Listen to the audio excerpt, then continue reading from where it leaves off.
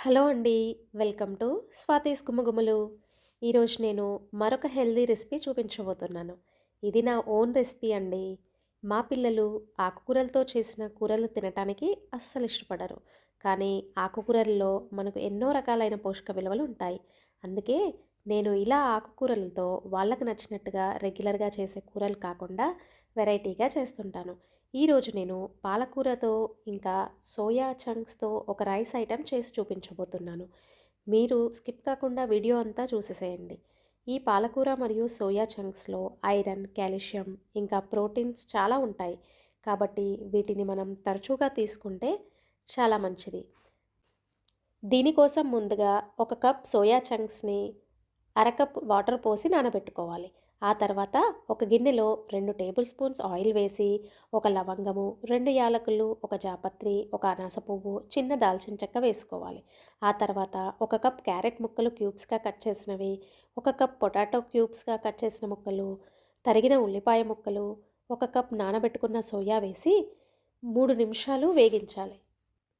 అవి వేగేలోపు మనం బియ్యంని కడిగి పెట్టుకుందాం. నేను 2 కప్స్ బాస్మతి రైస్‌ని తీసుకుంటున్నాను. వీటిని కడిగి ఉంచుకోవాలి. అలాగే 250 గ్రామ్స్ పాలకూరని కడిగి మిక్సీ జార్‌లో వేసుకొని మెత్తగా పేస్ట్ చేసుకోవాలి. ఇలా మెత్తగా పేస్ట్ చేసుకున్న పాలకూరని వేగిన ముక్కల్లో కలపాలి. అలాగే ఒక టీ స్పూన్ బిర్యానీ మసాలా పౌడర్‌ని కూడా వేసి కలిపి మూత పెట్టి 2 నిమిషాలు ఉడికించాలి.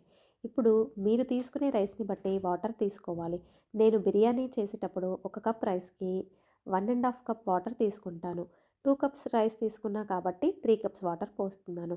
వాటర్ బాగా బాయిల్ అయ్యాక రుచికి సరిపడా సాల్ట్ మనం ముందుగానే కడిగి ఉంచుకున్న రైస్‌ని మరుగుతున్న నీళ్ళలో వేసుకోవాలి. 3 నిమిషాలు హై ఫ్లేమ్‌లో ఉంచి ఉడికించుకోవాలి. ఆ తర్వాత రైస్ 60% ఉడికాక స్టవ్‌ని సిమ్‌లో ఉంచుకొని కొత్తిమీర, పుదీనా పైన చల్లి మూత పెట్టి కంప్లీట్‌గా ఉడికించుకోవాలి. అలా కాకుండా ప్రతిసారి మధ్య మధ్యలో కలపటం వల్ల రైస్ పొడిగా రాదు. నేను కొంచెం బిర్యానీ మసాలా వేశాను కాబట్టి వేరే ఏం పచ్చిమిర్చి అలాంటివి వాడట్లేదు. కారం ఇష్టపడే వాళ్ళు కొద్దిగా పచ్చిమిర్చి యాడ్ చేసుకోవచ్చు. అంతే అండి. ఎంతో టేస్టీ, హెల్తీ అండ్ ఈజీ పాలకూర సోయా చంక్స్ రైస్ రెడీ అయ్యింది. చూడండి ఎంతో పొడిగా చూడటానికి చాలా కలర్ఫుల్‌గా చాలా బాగా రైస్ వచ్చింది. దీన్ని పిల్లలకి లంచ్ బాక్స్‌లో కూడా పెట్టొచ్చు. ఇప్పుడు మనం దీనికి సైడ్ డిష్ పెరుగు రైతాని చేసుకుందాం. ఈ పెరుగు రైతా ఒక్కొక్కరు ఒక్కోలాగా చేస్తారు. నేను నా స్టైల్‌లో ఎలా చేస్తానో చూపిస్తున్నాను. ఈ రైతా కోసం తరిగిన ఆనియన్, తురిమిన క్యారెట్, చిన్నగా కట్ చేసిన టొమాటో ముక్కలు, అలాగే పచ్చిమిర్చిని ఒక గిన్నెలో తీసుకోవాలి. రుచికి సరిపడా సాల్ట్, ఇంకా ఒక టీ స్పూన్ జీలకర్ర పౌడర్ వేసి అన్నీ బాగా కలుపుకోవాలి. ఇప్పుడు పెరుగుని ఈ మిశ్రమంలో కలపాలి. అలాగే తరిగిన కొత్తిమీర, పుదీనా వేసి మరొక్కసారి బాగా కలపాలి. అంతే అండి. ఎంతో టేస్టీ సైడ్ డిష్ పెరుగు రైతా రెడీ. ఇది అన్ని రైస్ ఐటమ్స్‌కి కూడా సైడ్ డిష్‌గా చాలా బాగుంటుంది.